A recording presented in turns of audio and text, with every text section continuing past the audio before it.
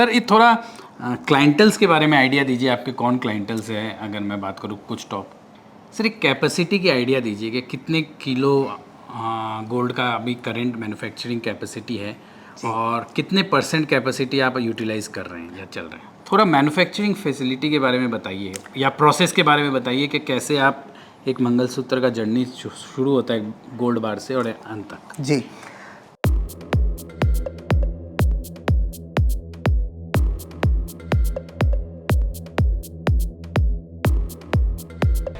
नमस्कार दोस्तों, ज़वेरी बाज़ार मुंबई से मैं विष्णु अग्रवाल आपका एक बार फिर से बहुत बहुत स्वागत करता हूं। दोस्तों आज हम आए हैं श्रृंगार में, जो कि बहुत जल्द आईपीओ लेके आने वाली है। इससे पहले कि हम प्रमोटर से मिलें और उनसे डिस्कशन करें, कुछ बातें आपसे करनी है। पहली बात कि आप चैनल को प्लीज़ सब्सक्राइब कीजिए। दूसरी बात, स्टॉकनॉक्स का AI पावर्ड ऐप आ चुका है जो कि प्ले स्टोर और ऐप स्टोर में लाइव है, आप उसे डाउनलोड कीजिए और यूज़ कीजिए। तीसरी बात, ये कोई बाय और सेल रिकमेंडेशन नहीं है, this is only for information purpose. आपको कंपनी में इन्वेस्ट करना है तो DRHP को ज़रूर से पढ़िए। मैं कोई सेबी रजिस्टर्ड रिसर्च एनालिस्ट नहीं हूँ। दोस्तों चलिए जानते हैं कंपनी के बारे में और मिलते हैं चेतन जी से।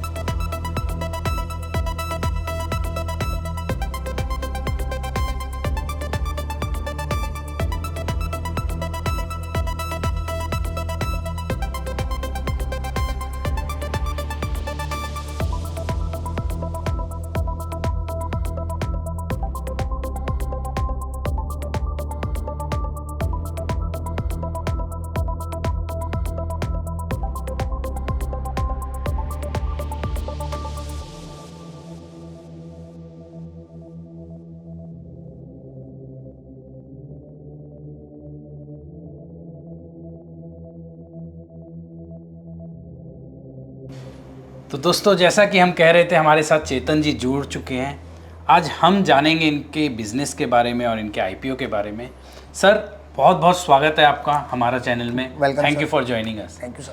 सर जो दर्शक आपके यहाँ पे आपसे मिल नहीं पा रहे हैं, या आप जो IPO लाएंगे, जो इन्वेस्टर्स आपसे मिलना चाहते हैं, आपकी कंपनी को देखना चाहते हैं और अच्छे से समझना चाहते हैं, उनके लिए आज हम आपके साथ ये कन्वर्सेशन करेंगे ताकि वो और बेहतर तरीके से आपकी कंपनी को जान पाएँ। बिल्कुल सर। सबसे पहला सवाल हमारा रहता है आपके प्रोडक्ट और बिजनेस के बारे में। सर आप क्या बनाते हैं, क्योंकि आपको मंगलसूत्र किंग भी कहा जाता है, ऐसा लोग बोलते हैं। तो बताइए सर, क्या प्रोडक्ट है आपका और क्या आप बनाना चाहते हैं? सही कहा आपने। मैं केवल और केवल सिर्फ मंगलसूत्र बनाता हूँ। ये यूनिक प्रोडक्ट ऐसा बनाता हूँ जो पूरे भारतवर्ष के अंदर ये इसकी बहुत डिमांड है। पहले ये रिवाजों के तौर पे चलता था और आज ये ट्रेंड में आ गया है कि हर शादी के अंदर बिना मंगलसूत्र के आगे बढ़ती नहीं है और शादियों में ये बहुत ज़रूरी हो गया है। बहुत सारी रेंज, रीजन के वाइज, रिलीजन वाइज हमने इस तरीके से हमने इसको अलग अलग तरीके से बनाया है। हमारे डिज़ाइनर्स जो इसके पीछे इतनी मेहनत करते हैं, जो नया जनरेशन है वो जिस तरह से क्या उनकी डिमांड रहती है, वो सारी चीज़ों को ध्यान में रख के हम बेहतरीन से बेहतरीन प्रोडक्ट बनाते हैं।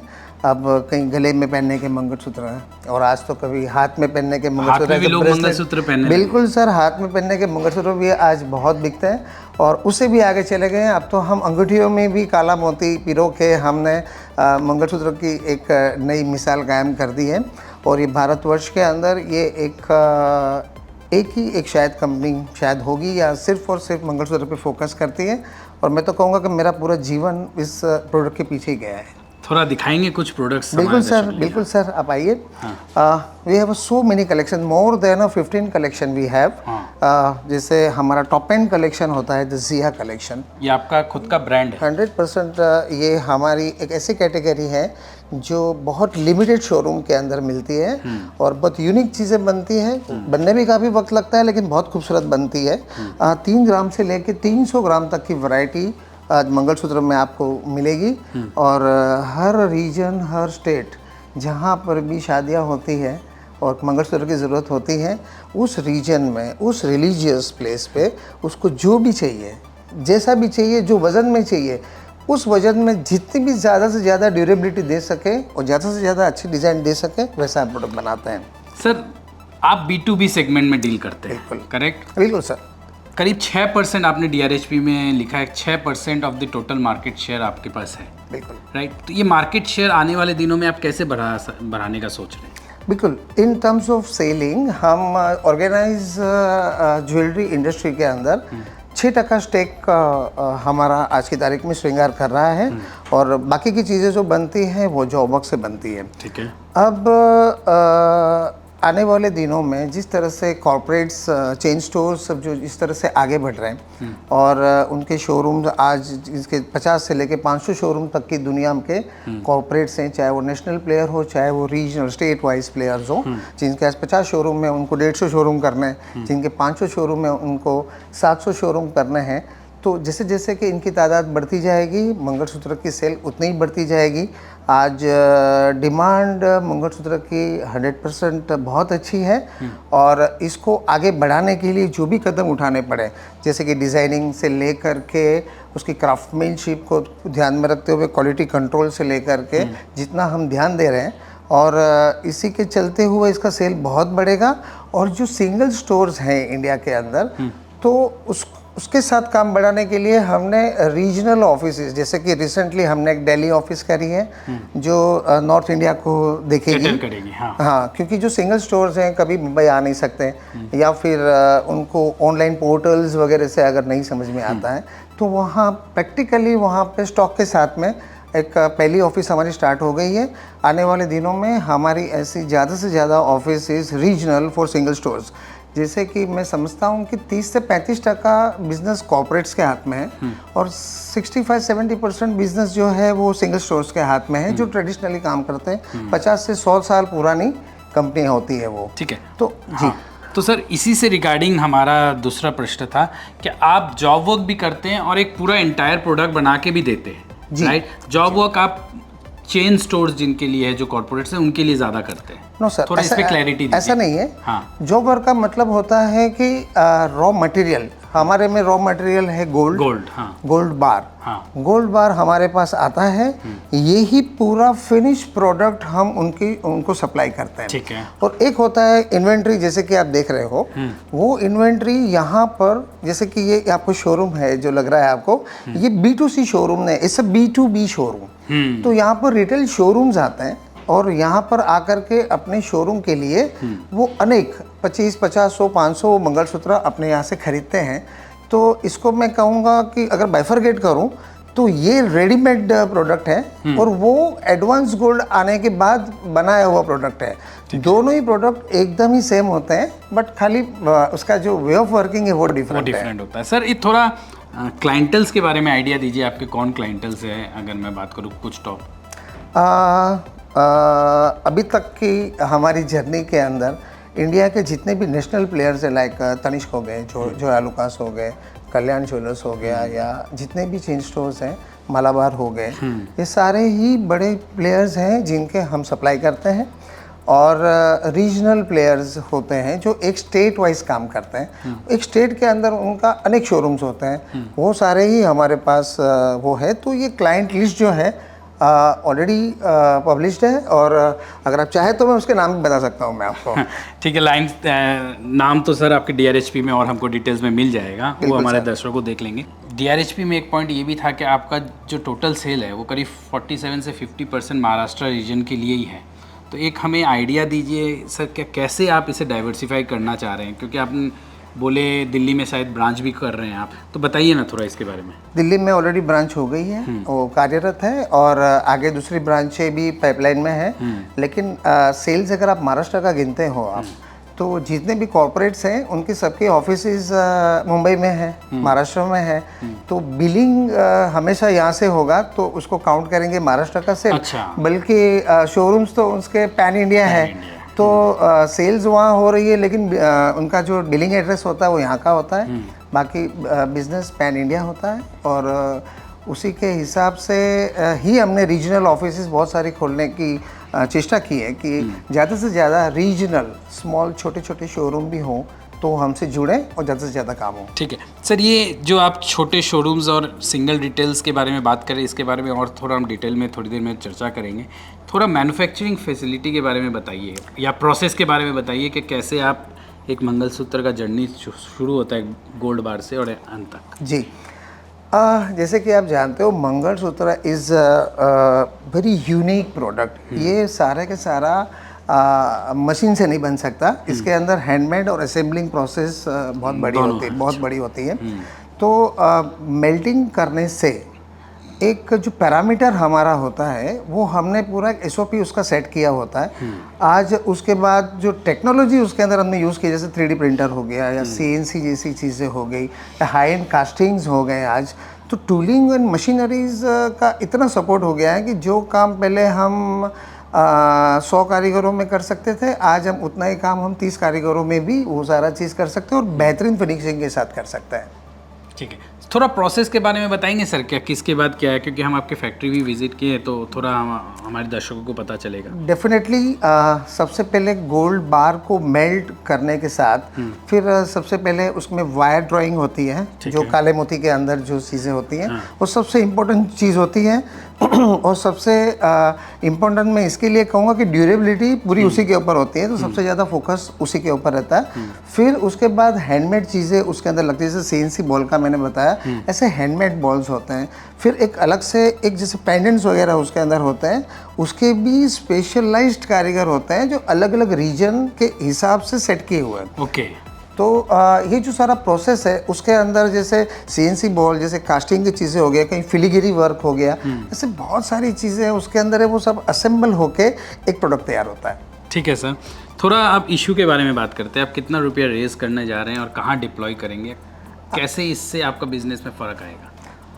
फिलहाल जैसे DRHP फाइल किया है, 250 करोड़ वर्किंग कैपिटल एंड ऊपर का जो कॉर्पोरेट फंड के हिसाब से हम उसके अंदर आगे बढ़ रहे हैं। ठीक है। और ये जो फंड है, ये फंड हमने इसके लिए लेना है कि ज्वेलरी इंडस्ट्री के अंदर और स्पेशली मैन्युफैक्चरिंग एंड होलसेलिंग, उसके अंदर 3 जगह पे फंड की डेफिनेटली बहुत ज़रूरत होती है। जैसे कि पहले तो मैन्युफैक्चरिंग यूनिट ज़्यादा से ज़्यादा बड़ा करें ताकि हम ज़्यादा से ज़्यादा लोगों की डिमांड पूरी कर सकें। दूसरा, वही वर्कशॉप के अंदर या फैक्ट्री के अंदर अगर आप बड़ा यूनिट करते हो या बड़ा प्रोडक्शन करते हो तो रॉ मटेरियल यानी कि गोल्ड वो हमें ज़्यादा से ज़्यादा क्वांटिटी के अंदर फैक्ट्री में लगता है। सेकंड, इतनी वास्ट वैरायटी हो गई रिलीजियस वाइज, जैसे आपने बताया इतने स्टेट में हम सप्लाई करते हैं, तो हर रीजन के हिसाब से स्पेसिफिक कैटेगरीज हो गई, तो हर कैटेगरी के हिसाब से हमें इन्वेंट्री रखनी है।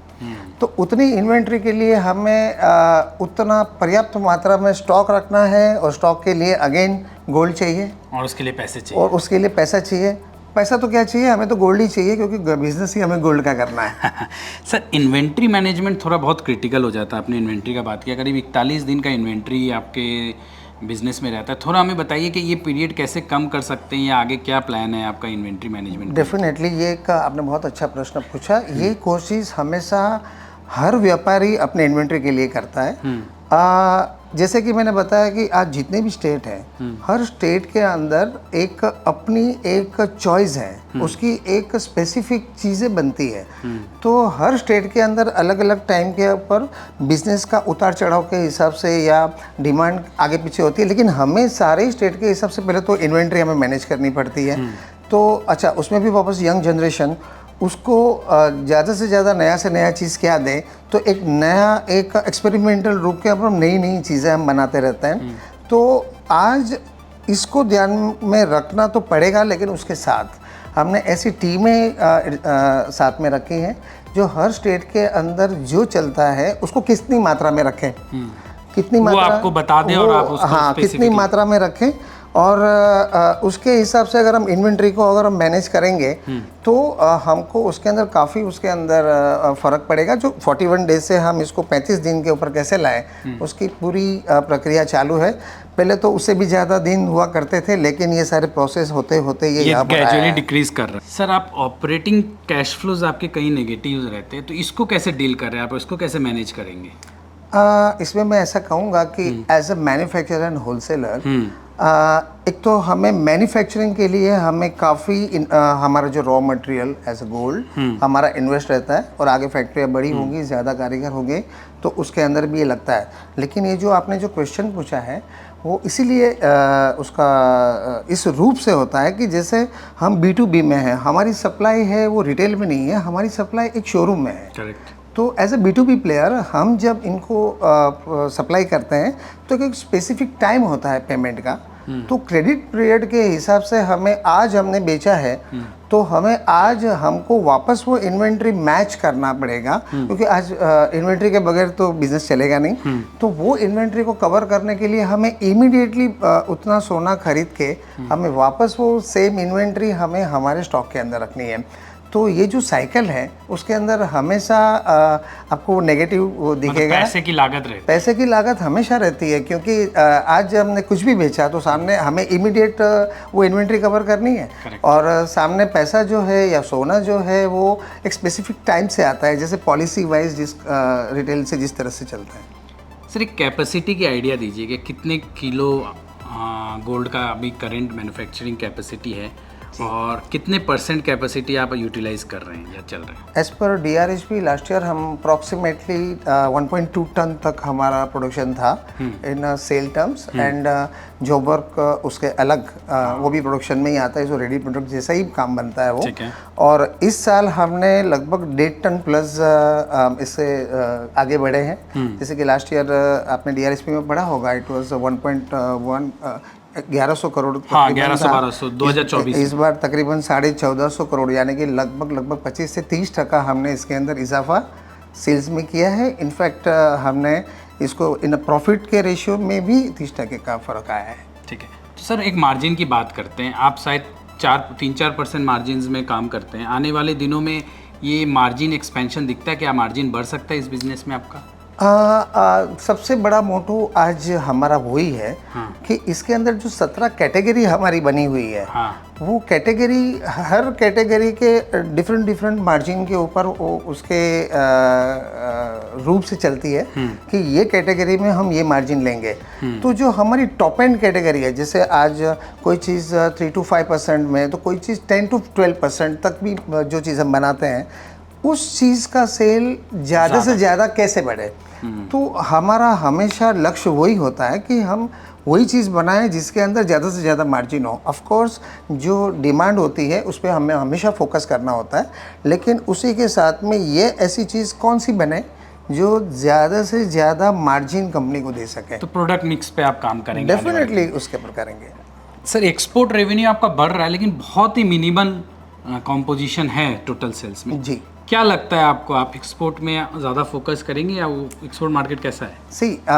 इंडिया एक बहुत बड़ा डोमेस्टिक मार्केट जो अपना है, उसका मुकाबला वर्ल्ड में नहीं है। लेकिन आप अगर इंडिया को छोड़ के बाहर भी काम करो तो इससे ज़्यादा काम हम इंटरनेशनल भी कर सकते हैं। लेकिन अब कैसा है कि वही इन्वेंट्री, वही मैन्युफैक्चरिंग, उसके अंदर अगर जब मैंने इंडिया ही पूरा अभी कवर करना हमारे लिए मुश्किल था, तो उसके अंदर अब्रॉड या ओवरसीज़ अगर हमें कुछ सोचना है तो उसके लिए डेफिनेटली हमें वापस अलग से एक फ़ंड लगेगा, तो हम उसको ज़्यादा फोकस कर सकते हैं। अभी तो इतने कंट्री में जो हमारा एक्सपोर्ट भी है वो सामने से आकर के जो हमसे काम करते हैं, हमारा उसके अंदर एफर्ट ज़ीरो है। अगर हम उसके अंदर अगर कोई एफर्ट लेते हैं तो डेफिनेटली हम उसको भी कई गुना हम कर सकते हैं। सर अंतिम 2 सवाल जी। DRHP में आपने लिखा है करीब 31 कॉर्पोरेट क्लाइंट्स है और 731 रिटेलर्स है।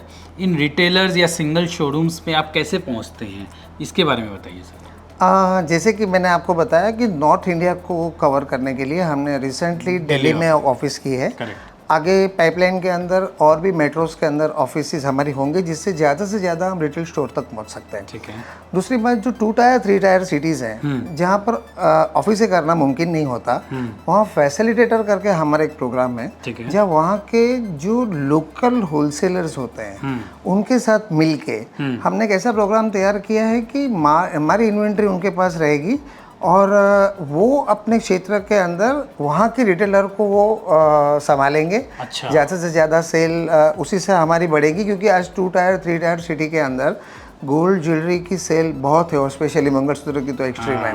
और रही बात कॉरपोरेट्स की, ऑलमोस्ट सारे ही कॉरपोरेट्स, राइट फ्रॉम तनिष्क, जैसे मैंने सारे नाम बताए, ये सारे कॉरपोरेट हमारे साथ काम करते हैं। और इसके साथ मैं कहूँगा कि इनके जो फ्यूचर प्लान्स हैं वो इतने बड़े हैं कि आज जिनके 200 शोरूम हैं उनको 400 करने हैं, और जिनके 400 है उनको 800 करने हैं।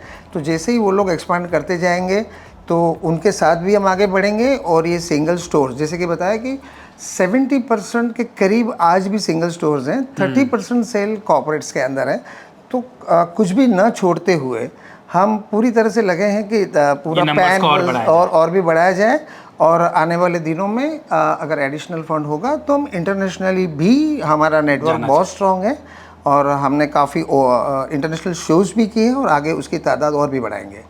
सो लास्ट सवाल, बिल्कुल, क्योंकि आप लिस्ट होने वाले हैं तो आपका शेयर होल्डर बेस भी बढ़ेगा, आपसे आपके साथ नए इन्वेस्टर्स जुड़ेंगे। तो एक इन्वेस्टर हमेशा जानना चाहता है प्रमोटर का क्या विजन है, तो आप कंपनी को अगले 4-5 साल में कहाँ लेके जाना चाहते हैं, क्या विजन है आपका? केवल मंगलसूत्र में आज इतने सालों में आज हम इस मकाम पे पहुँचे हैं। और अब एक नया स्टेप, जैसे कि अगर ये इन्वेस्टर हमारे साथ जितने भी जुड़ेंगे तो ये 4-5 साल के अंदर जो ग्रोथ, जो लोग हमारे साथ जुड़े हैं, इन टर्म्स ऑफ बायर्स की बात कर रहा हूँ मैं आपको, वो नाम के साथ हम इतने आगे बढ़ेंगे 4-5 साल के अंदर। क्योंकि हमारी डिज़ाइनिंग टीम से लेके हमारी जो क्राफ्टमैनशिप, जैसे मैंने बताया, मैंने इतने सालों से मैं केवल और केवल एक ही चीज़ पे फोकस करता हूँ कि अगर आने वाले, अगर और भी कहीं कॉर्पोरेट्स अगर ज्वेलरी इंडस्ट्री के अंदर आए हैं, जैसे कि आपने देखे बहुत सारे आ गए, तो उनके लिए भी श्रृंगार एक ऐसा ऑप्शन है जिसको हमेशा फर्स्ट प्रेफरेंस मिलता है मंगलसूत्र प्रोडक्ट के लिए। क्योंकि हमारी, आप एक्सपर्टीज़ कह लो या मास्टरी कह लो, क्योंकि केवल मंगलसूत्र करते हैं और आज ये टर्नओवर पे हम पहुँचे हैं। ठीक है सर, आपने अपना समय दिया और पूरा कैंडिडली सारा आंसर दिया, बहुत बहुत धन्यवाद। Thank you so much. Thank you. तो दोस्तों, ये थे चेतन जी और हम बात कर रहे थे इनकी कंपनी के बारे में, जहां बहुत जल्दी ये IPO लेके आने वाले हैं। आशा करता हूं आपको इनकी बातचीत से समझ में आएगा ये क्या करते हैं और क्या इनका विजन है आगे कंपनी को लेके। ऐसे ही हमारे साथ जुड़े रहिए। आशा करता हूँ अपने चैनल को सब्सक्राइब कर लिया। फिर मिलते हैं एक नई कंपनी के साथ, तब तक अलविदा, खुश रहिए, नमस्कार।